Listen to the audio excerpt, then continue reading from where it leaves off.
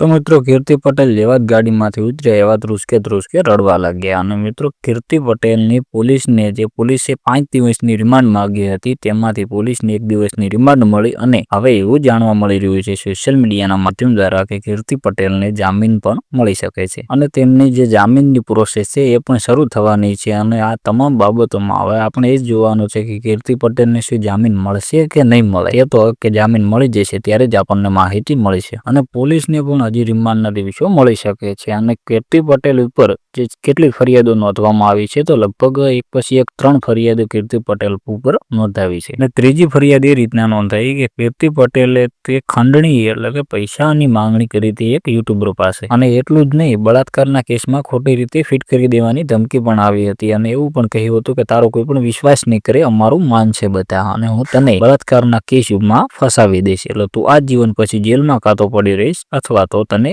મોત લાગી જશે એટલે કે ફાંસી થઈ જશે. તો મિત્રો શું કેવું તમારું કીર્તિબેન પટેલ વિશે જરૂરથી તમે કોમેન્ટ કરી દેજો અને જે સોશિયલ મીડિયા દ્વારા માહિતી મળી રહી છે એ સાચી છે કે ખોટી એ પણ તમે જરૂરથી કોમેન્ટ કરી દેજો.